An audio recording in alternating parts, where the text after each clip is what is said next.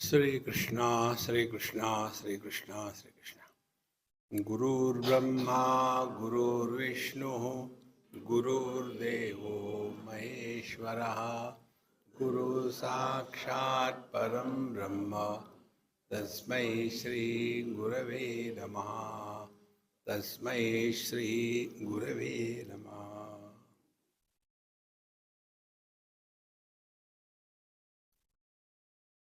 जितने हम सूक्ष्मता की ओर बढ़ते हैं उतने हम स्थिर हो जाते हैं। जितने स्थूल की ओर बढ़ते हैं उतने हम अस्थिर हो जाते हैं। ये सिद्धांत है।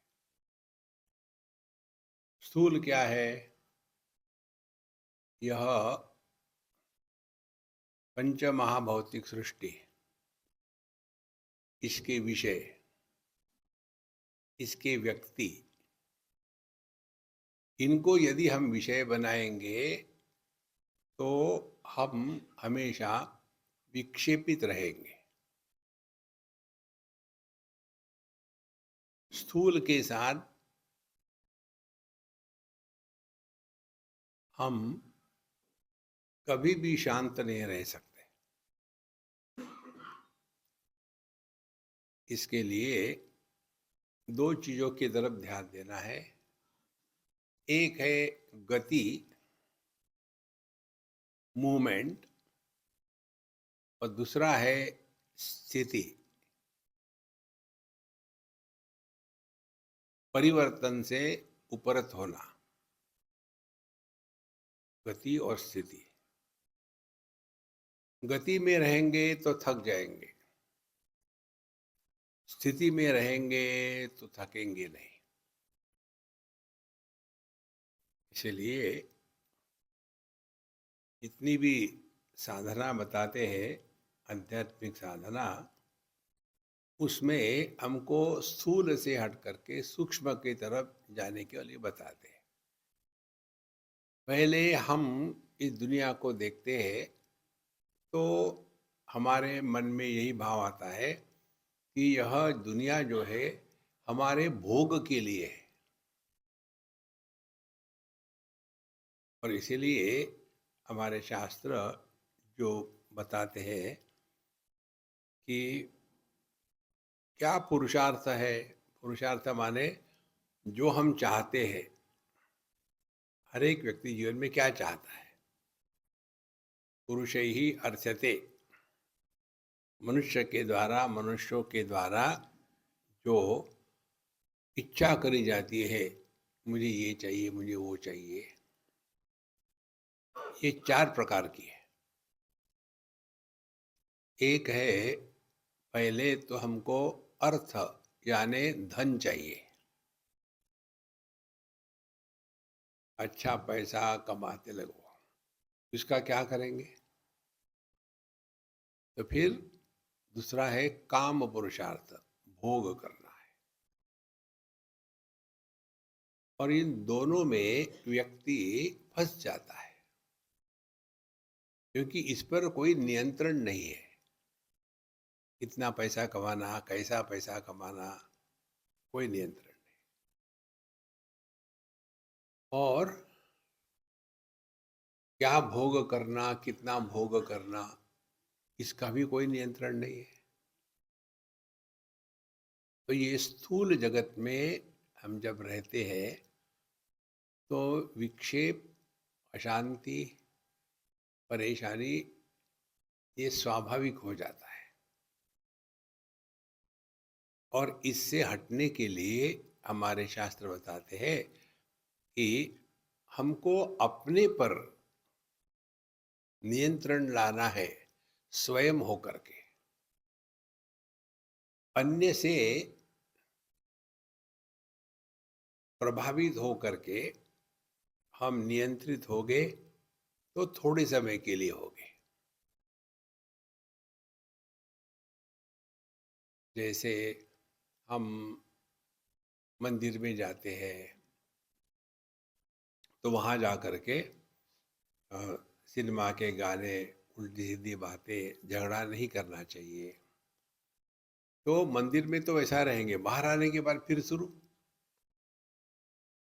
इसीलिए जो बाहर से हम पर नियम लगाया जाता है, उसका प्रभाव थोड़े समय तक रहता है। हमको अपने आप को नियंत्रण में लाना है, उसके लिए धर्मशास्त्र बताते हैं। धर्मशास्त्र क्या कहता है? आपको अपने पर नियंत्रण लाना है। किसके लिए? ये दो चीजों के लिए, अर्थ के लिए और काम के लिए। देखो, नियंत्रण लाने माने हमको अपने जीवन में एक लाइन खींचनी है, यहां तक, इसके आगे नहीं। कहाँ तक? हमको पैसा कमाना है धर्म के रास्ते से, अधर्म से नहीं। हमको भोग करने हैं धर्म के रास्ते से, अधर्म के नहीं। तो इससे व्यक्ति बहिर्मुखता से हट करके अब थोड़ा थोड़ा अंतर्मुखी होने लग जाता है। यहाँ तक जब तक नहीं आएंगे तब तक के मेडिटेशन करते हैं, ये दिल बहलाने के लिए गालिब ख्याल अच्छा है, ये आवश्यक है। इसीलिए कहते हैं धर्मते बिरति। यदि हमने धर्मयुक्त जीवन जिया है तो हृदय में वैराग्य सहज रूप से प्रकट हो जाता है। वैराग्य प्रकट होगा माने क्या? अब अर्थ और काम, इसके प्रभाव से हम नहीं जिएंगे, हम जिएंगे समझदारी से। तो साधारण व्यक्ति की जीवन प्रक्रिया कैसी होती है? कौन उनके जीवन को चलाता है? काम, राग, द्वेष। और साधक जो नित्य निरंतर ध्यानमय जीवन जीना चाहता है, उसको कौन चलाता है? काम या शाम।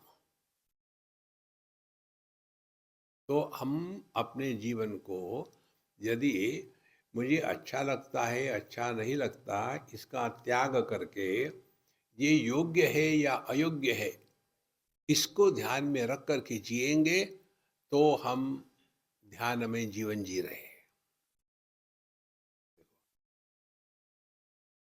अब यहाँ आने के पश्चात अब सवाल है, ये धर्म से कैसे इसको दृढ़ निष्ठा करे? तो हमको अपने दृष्टि में परिवर्तन लाना है। दृष्टि में परिवर्तन लाने से हमारे व्यवहार में परिवर्तन आ जाता है। जैसे उदाहरण के लिए, ये हमारी आनंदमयी माँ है, हम जानते हैं इनको। तो जब इनको हम देखते हैं, चित्र में क्यों ना हो, इनको देखते हैं तो हमारे मन में क्या भाव आते हैं? और इनके स्थान पर यदि कोई यूजलेस सिनेमा के एक्ट्रेस हो, उसको देखेंगे तो मन में क्या भाव आएंगे? देखा जाए तो दोनों फोटोग्राफ है। फोटोग्राफ में तो कोई जीवन नहीं होता है, कागज का टुकड़ा है। लेकिन हमारे मन में फर्क पड़ा है ना। देखो, तो अपने दृष्टि में परिवर्तन लाना है। तो दृष्टि में परिवर्तन लाने के लिए शास्त्रों का अध्ययन होता है। कौन सी दृष्टि बदलनी है? ईशावास्यमिदं सर्वं यत्किंच जगत्याम जगत। हमारे जीवन में आने वाले सभी वस्तु व्यक्ति परमात्मा के ही स्वरूप है।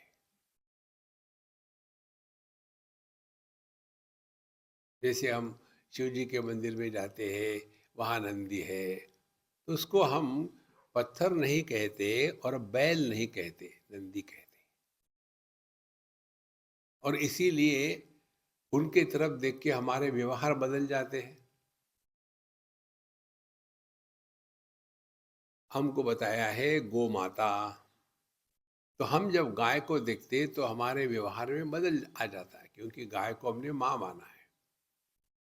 उसी गाय को देख करके जो अन्य धर्मीय है, जो गोमांस खाते हैं, वो उसी गाय को देखेंगे तो उनके मन में क्या भाव आएंगे? काटो और खाओ।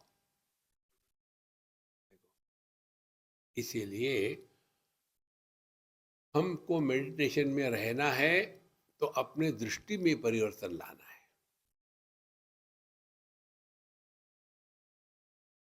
जब तक के दृष्टि में परिवर्तन नहीं होगा, तब तक के हम मेडिटेशन कर रहे हैं, अपने आप को धोखा दे रहे हैं।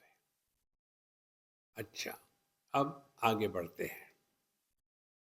स्थूल जगत है जहाँ हम आकर्षित होते हैं, वहाँ से उपरत होने के लिए अब हमने जगत में ये भावना करी है कि यह भगवान है। इदम सर्वम यत्किंच, जो भी है, कितना भी छोटा से छोटा क्यों ना हो, ईशावास्यम, ये परमात्मा का ही निवास स्थान है। अब इससे होगा क्या?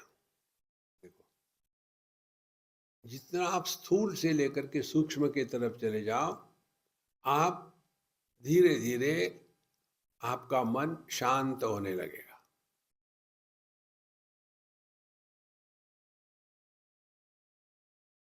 बैठे बैठे ही, चाहे आंखें खुली है या बंद है, पृथ्वी की गति की भावना करो। पृथ्वी सूर्य के अगल बगल में घूम रही है, 7,950 किलोमीटर पर मिनट इस गति से दौड़ रही है सूर्य के अगल बगल में। अरे बाप रे, हम लोग गिरते कैसे नहीं, इतना जोर से घूम रही है। तो वहां से हटो, अब पानी में आ जाओ। पानी जब तूफान होता है तभी उछल पुछल करता है, नहीं तो शांत रहता है। पृथ्वी शांत नहीं रहती, घूमती रहती है। पानी में आ गए, थोड़े शांत हो गए। पानी से अग्नि में आ गए। अग्नि को ना तो कोई आकार है, ना तो कोई वजन है, ना तो कोई टेस्ट है। अग्नि की धारणा। और इस अग्नि से हट करके वायु में आ जाओ।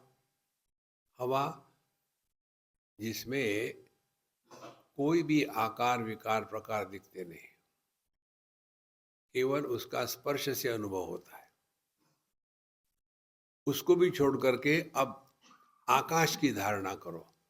आकाश का अनुभव कैसा होगा?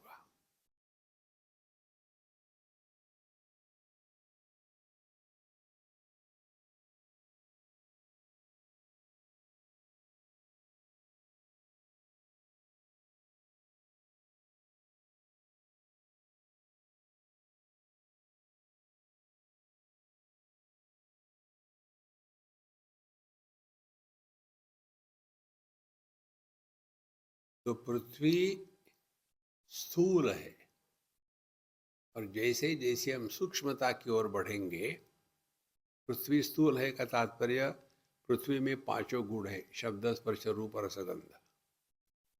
पानी में शब्द स्पर्श रूप रस गंध नहीं होता। अग्नि में शब्द स्पर्श रूप रसगंध नहीं होता। वायु में शब्द स्पर्श रूप रसगंध नहीं होता। आकाश में केवल शब्द रूप रसगंध नहीं होते, स्पर्श रूप रसगंध नहीं होते। आकाश में आ गए तो आकाश में एक ही गुण है, शब्द। यहीं से विश्व प्रारंभ होता है, शब्द से। तो जब तक हम शब्दों में है, तब तक के आपने ध्यान को एक छटाक भी नहीं सीखा। हमको शब्दों के परे जाना है।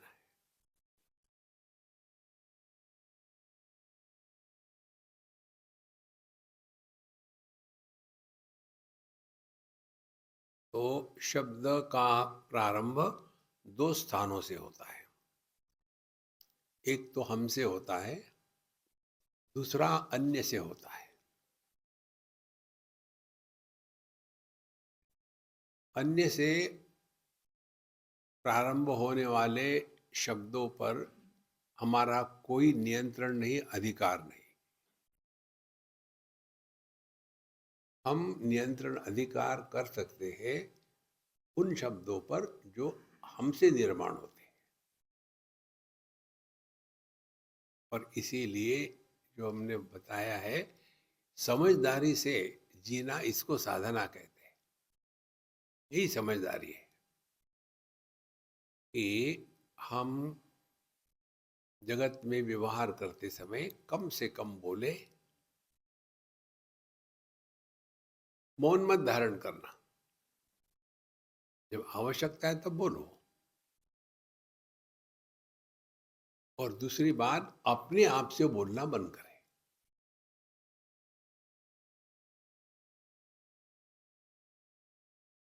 अब देखो सूक्ष्मता बढ़ रही है ना।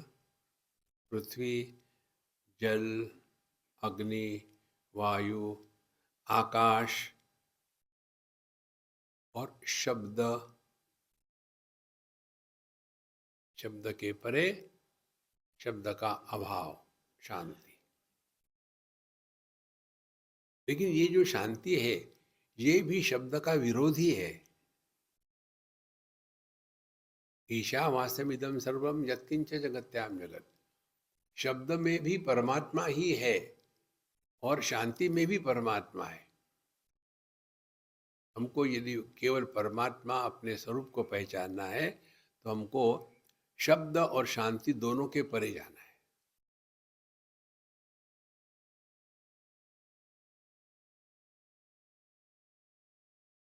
तो इसमें हमें पहले शब्द जो हमसे निर्माण होते हैं उस पर नियंत्रण लाने का अभ्यास करना है। तो जगत में जब जीते हैं, उस समय अनावश्यक बोलना अपने आप कम हो जाता है।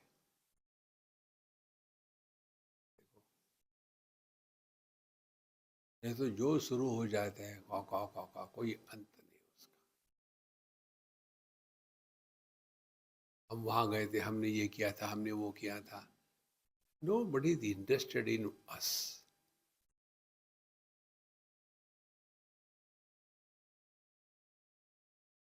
ना अपने बारे में बोलो, ना किसी के बारे में पूछो।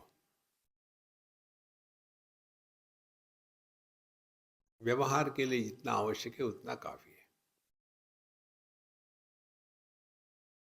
और यदि किसी से बोलना ही है तो अपने आप को पूछो, क्या बोलने की आवश्यकता है क्या इस समय? नहीं, कोई आवश्यकता हो तो चुप बैठो ना, ठीक है। आप ही पूछो, आप ही उत्तर दो, दूसरे को कहना ना पड़े कि मम्मी तुम चुप बैठ सकती हो क्या। कितने बच्चों को कहना पड़ता है, मम्मी जरा चुप बैठो ना।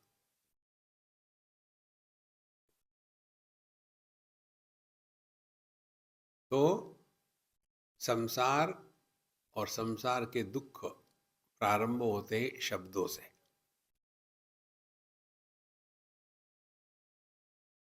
तो हम अपने आप से जगत में रहते समय अनावश्यक बोलना कम कर देंगे, तो अगला भी आपसे अनावश्यक नहीं बोलेगा।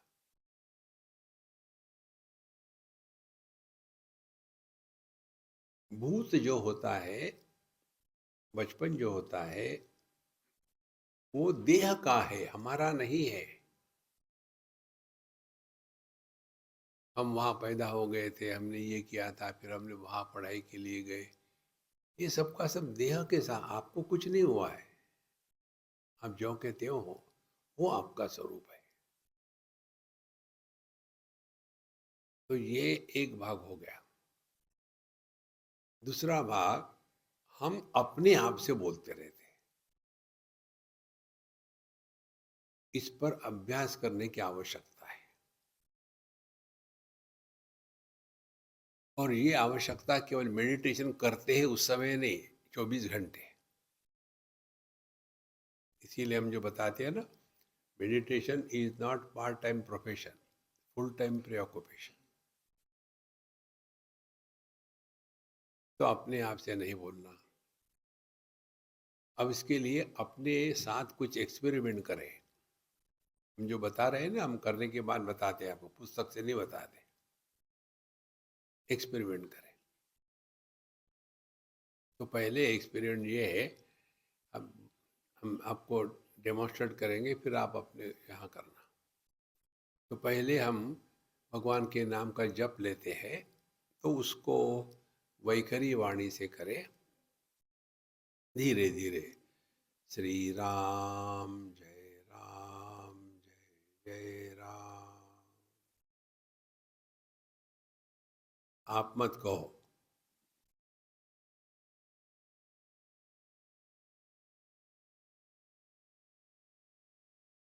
श्री राम जय राम, जय जय राम।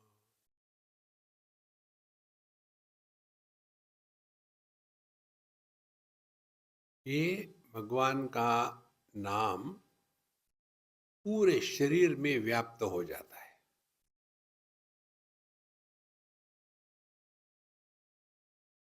जैसे आप दिए की जो बाती होती है, उसको आप तेल में डुबाओ और ऊपर में धीरे धीरे, वो तेल है ऊपर धीरे की ओर चढ़ते रहता है, और जहाँ आपने ज्योति को जलाया वहाँ तक पहुँच जाता है, धीरे धीरे चलता है। इसी प्रकार से हमको खत्म नहीं करना जप। जप का स्वाद होता है।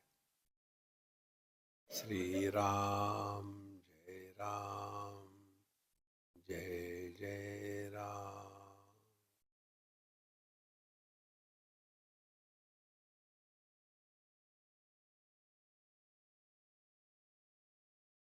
शरीर के हर एक सेल में यह राम नाम व्याप्त हो जाता है।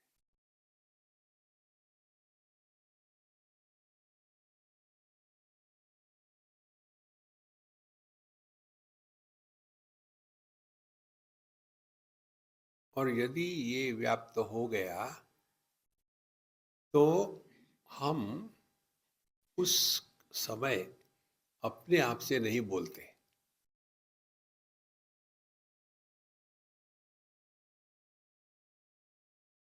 और जितनी मात्रा में हम अपने आप से नहीं बोलेंगे, उतनी मात्रा में बाहर के कोई भी शब्द हो, उसके द्वारा हम प्रभावित नहीं होते।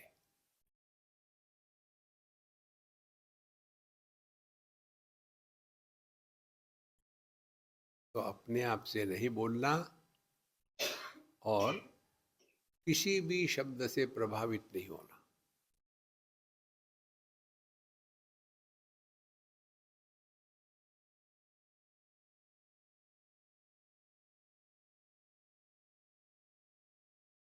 तो एक जगह बैठ कर के हम जो कर रहे, वो एक्सपेरिमेंट है। और इसको फिर हमको दिन भर में इसी मोड में रहना है, तब हमारा जीवन ध्यानमय होगा। इसमें एक समस्या आती है कि जैसे हम शांत हो गए, लुढ़क जाते हैं।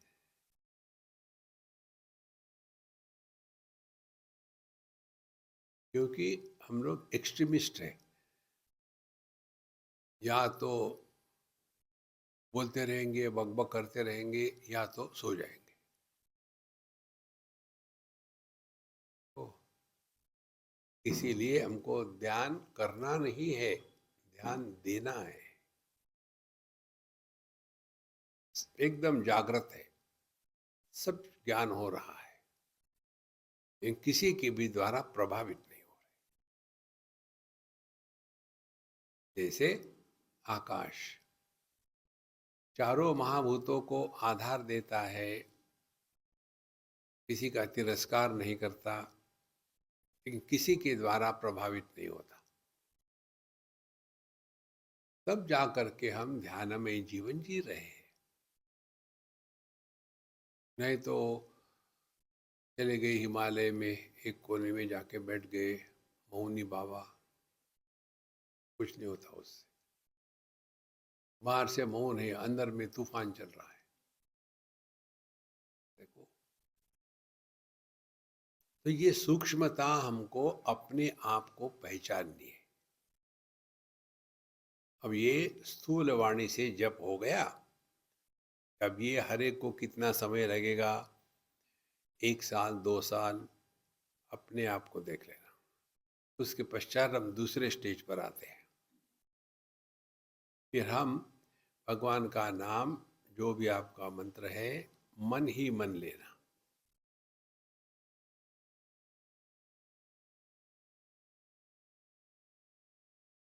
और वही खत्म नहीं करना। हम कितने बार भगवान का नाम लेते हैं, उससे ज़्यादा महत्व है हम कितने समय तक भगवान के नाम के साथ एक रहते हैं।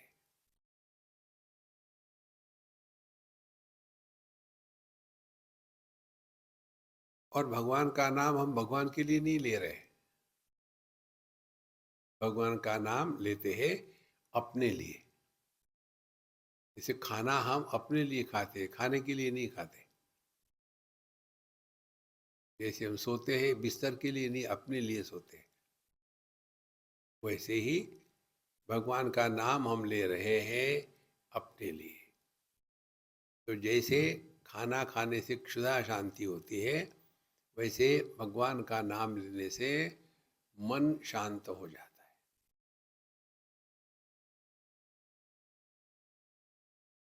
और जहाँ शांति होगी वहाँ हड़बड़ाहट नहीं होती, वहाँ सूक्ष्मता होती है। जितनी सूक्ष्मता बढ़ेगी उतने आप स्थिर रहोगे।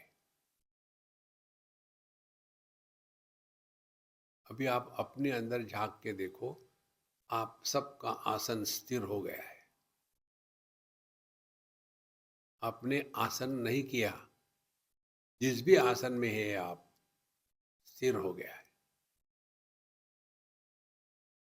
कारण स्थूल से हट करके सूक्ष्म की तरफ चल पड़े।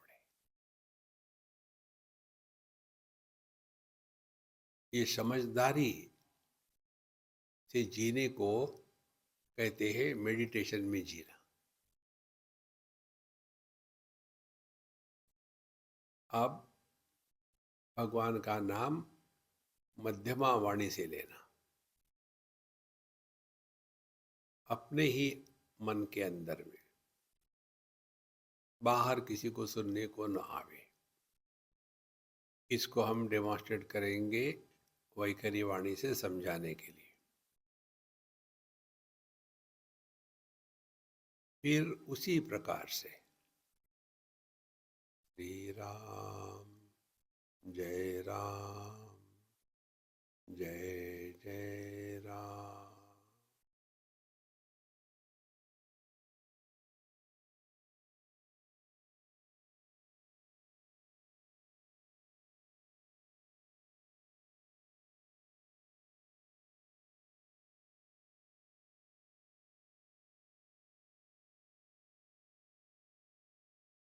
राम जय राम जय जय राम।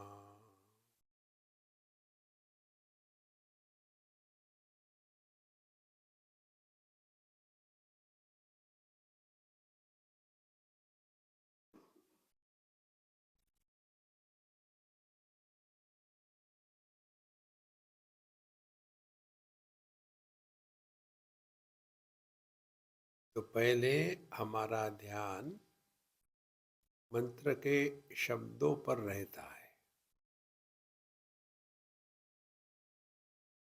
शब्द आदि मध्य अंत से युक्त होते हैं। शुरू करते हैं तो वो मंत्र का आदि है, प्रारंभ है। श्री राम शुरू हो गया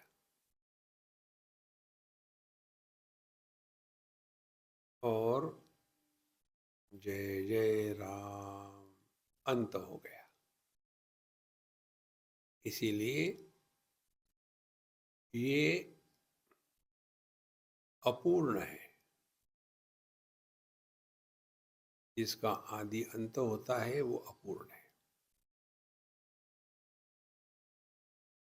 ये अभ्यास करते करते फिर हम ज्ञान को विषय बनावे, दो मंत्रों के बीच की जो शांति है उसको विषय बनावे। श्री राम जय राम जय जय राम।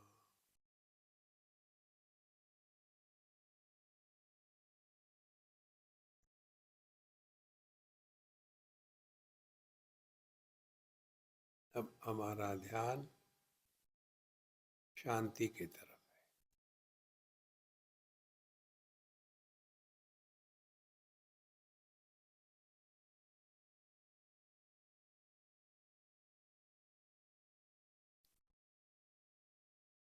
जैसे शब्द को हम निर्माण करते हैं, वैसे शांति को निर्माण नहीं करते।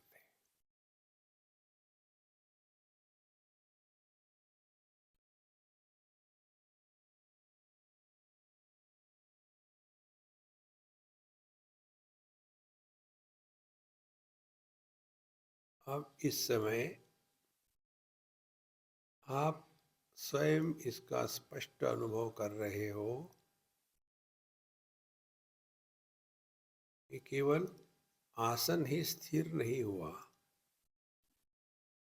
उसके साथ आपके श्वास भी बहुत ही धीमे और हल्के चल रहे हैं।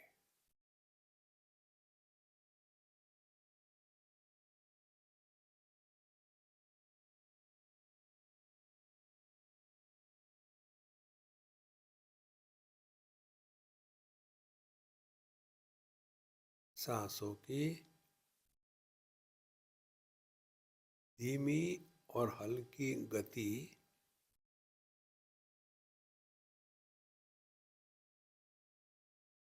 हमको देहात्म भाव से मुक्त करने के लिए मदद करती है।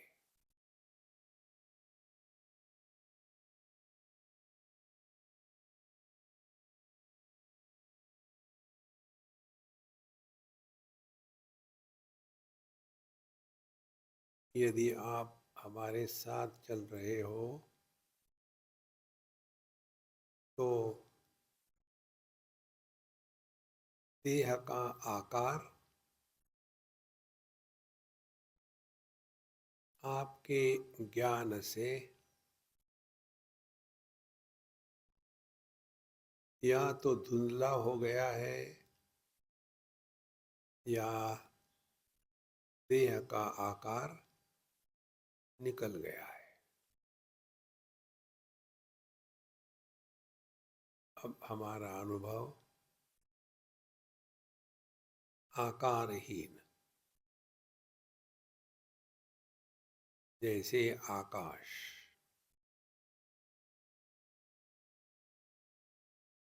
जैसे सुषुप्ति अवस्था में, सुषुप्ति में हमारा कोई आकार नहीं, व्यक्तित्व नहीं और हमारे लिए कोई विश्व नहीं। वही सुषुप्ति का अनुभव अब इस समय है।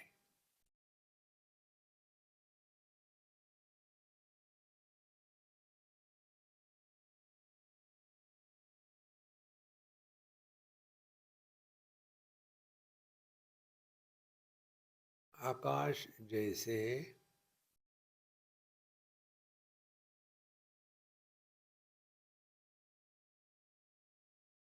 सहज है, कोई प्रयत्न नहीं आकाश को, सबका आधार होते हुए भी किसी के द्वारा प्रभावित नहीं होता।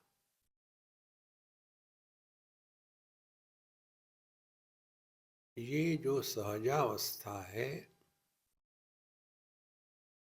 ये हमारा स्वरूप है।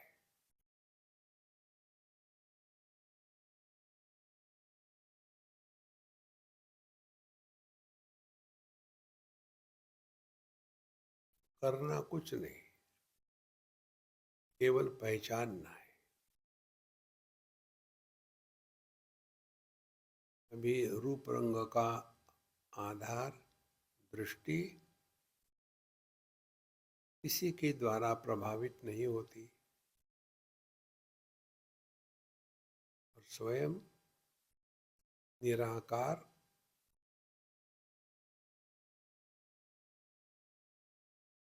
निर्विशेष।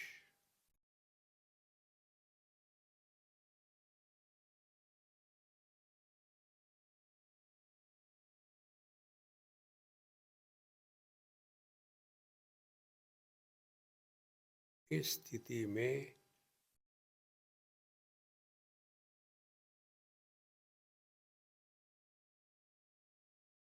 रह करके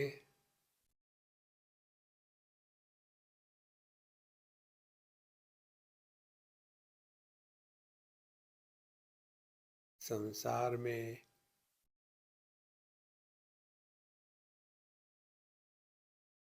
जो जो हमारे रोल्स हैं,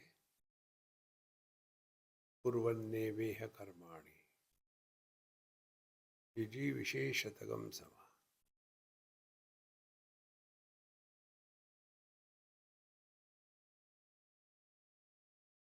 जहाँ जब जो हम हैं 100% रहे, लेकिन कर्नाटक।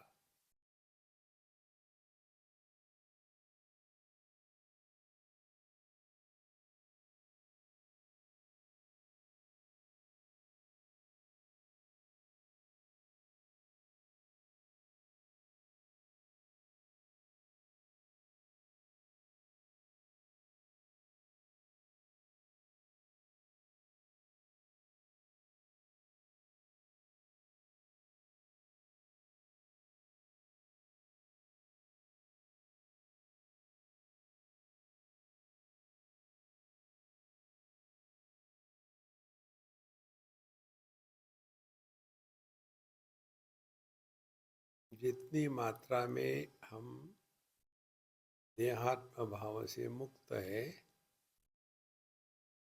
उतनी मात्रा में जगत के विषय वस्तु और संबंधी इनके विचार मन में नहीं आएंगे।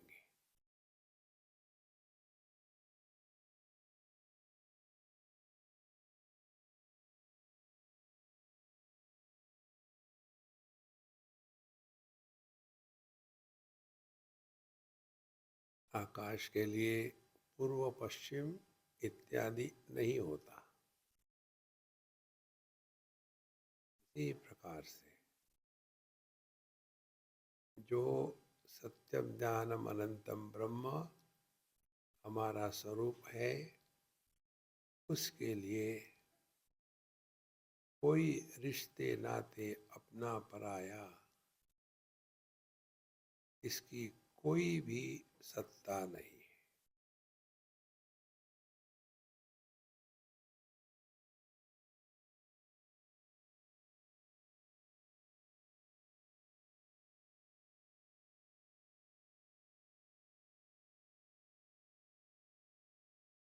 इस निर्विशेष सत्ता को आत्म रूप से पहचान कर जीना, ये ध्यान में जीना है।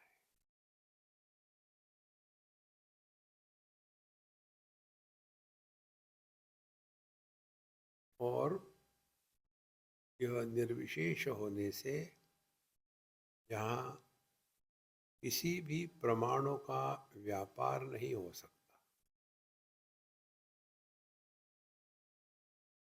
जो अपने स्वरूप में कोई भी रूप, रंग, आकार, नाम, गति कुछ भी नहीं।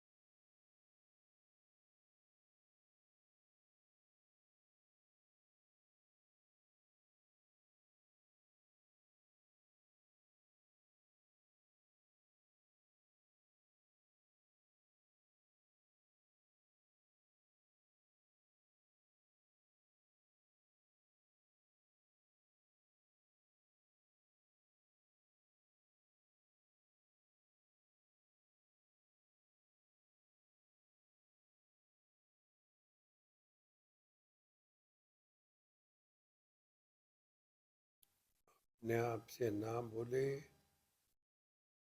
और शांति का श्रवण करें।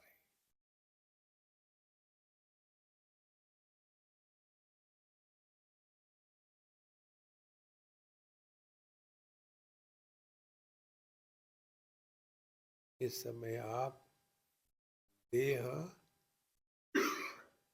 और देह तादात्म्य इससे ऊपर उठ रहे हो।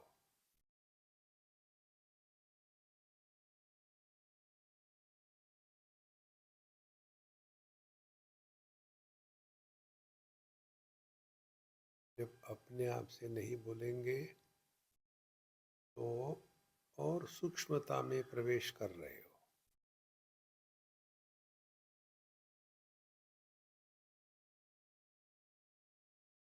और उससे भी पराकाष्ठा शांति का श्रवण कर रहे हैं।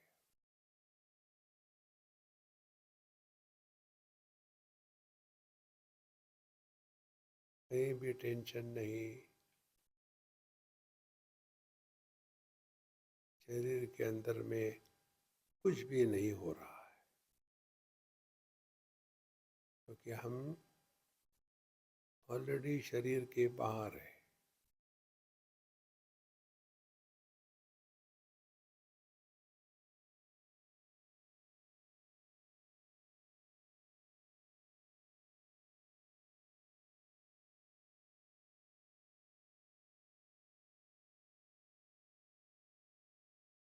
हम आकाश के जैसे हैं,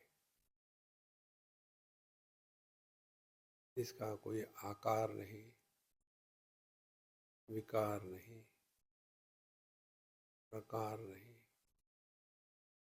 संस्कार नहीं, इसीलिए अहंकार नहीं।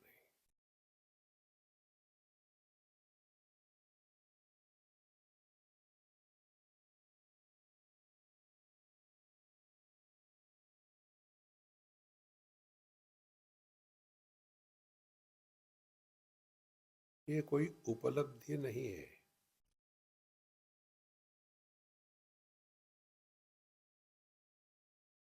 ये हमारा स्वरूप है।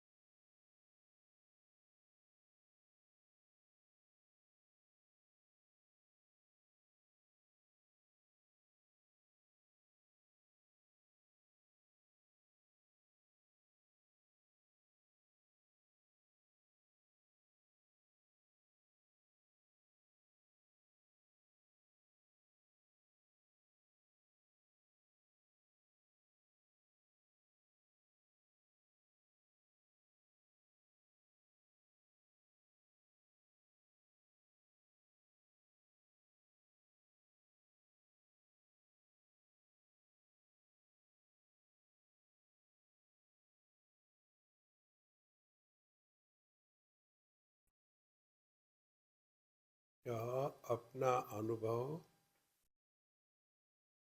किसी प्राप्ति का नहीं है, सबके त्याग का है।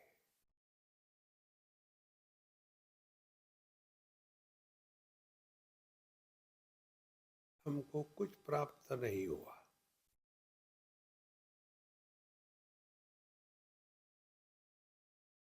नदी जब समुद्र को मिलती है उसको कुछ प्राप्त नहीं होता। पहले भी पानी थी, अब भी पानी है।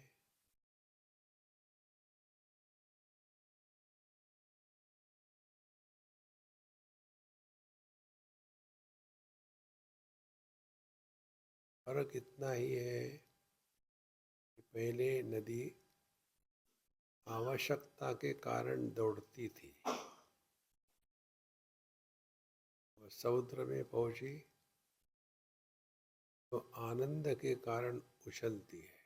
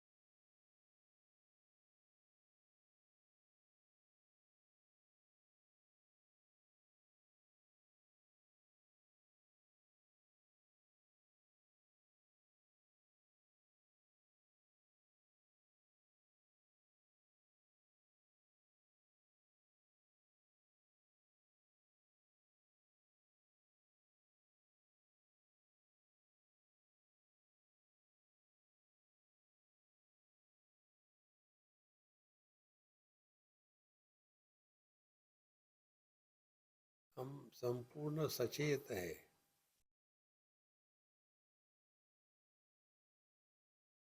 पूरा भान है।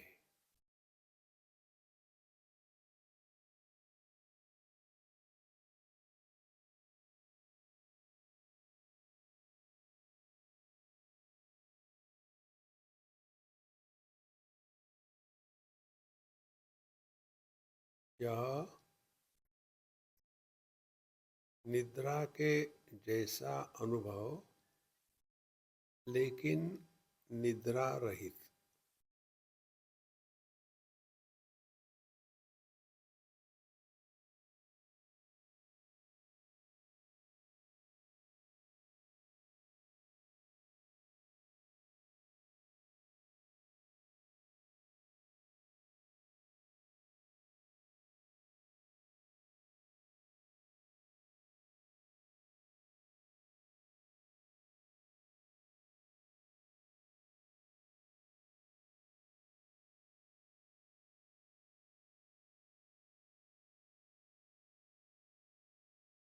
आप सब सुन रहे हो, लेकिन सुनने वाला पैदा नहीं हो रहा।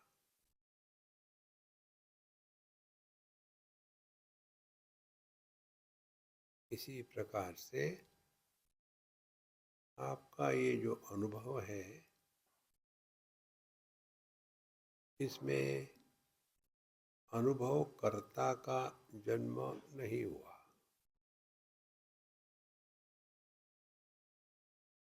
इसीलिए इसमें प्रयत्न नहीं है।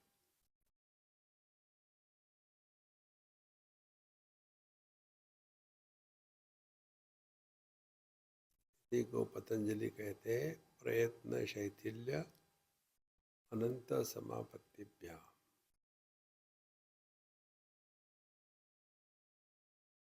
यही सहजावस्था।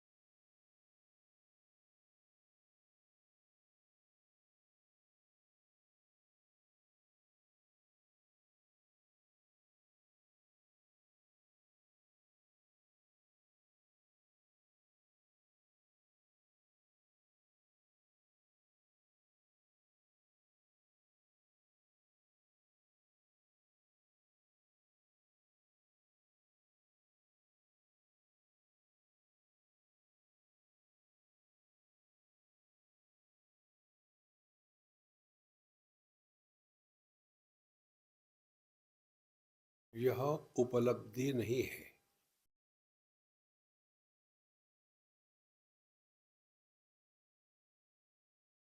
यह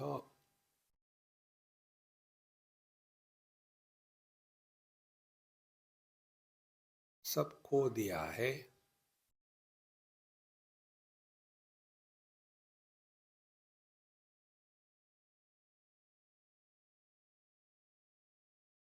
तब समझ में आता है कि हमारा इस दुनिया में कुछ बन कर के रहना या नहीं रहना, इसका कोई मायना नहीं।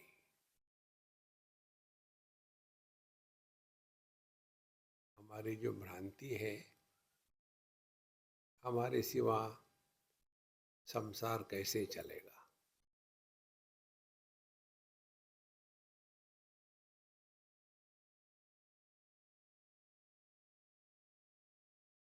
एक घंटे के लिए हम जब कुछ भी नहीं है, तब भी तो संसार चल रहा है।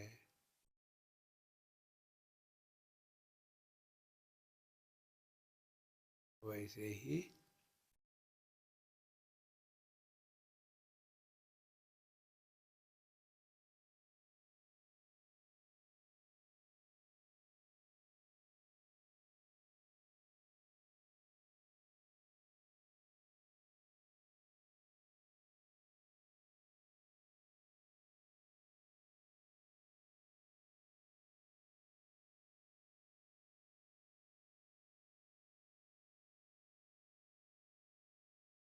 यह स्थिति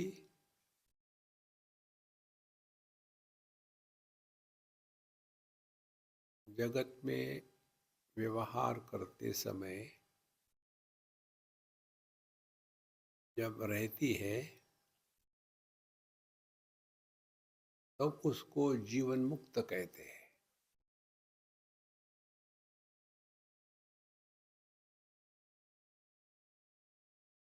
जीवन मुक्ति में देहात्म भाव होगा, जगत के साथ व्यवहार होगा, लेकिन जगत का और उसके व्यवहार का प्रभाव हम पर नहीं होगा।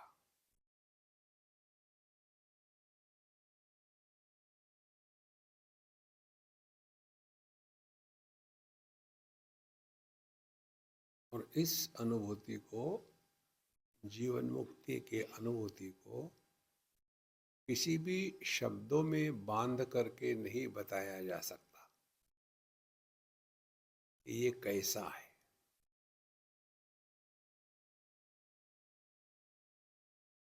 उदाहरण केवल एक ही हो सकता है, वो आकाश का, लेकिन वो भी अपूर्ण उदाहरण है। आकाश जड़ है और अभावात्मक है। हम चैतन्य है और भावात्मक है।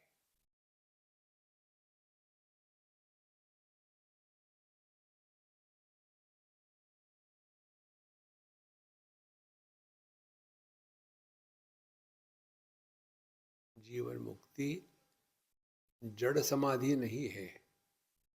एक आसन में 50 साल बैठे हैं, वो जड़ समाधि। हम दुनिया में रहेंगे सबके जैसे सामान्य होकर के, कोई विशेषता नहीं, लेकिन हमारी निष्ठा अपने स्वरूप में।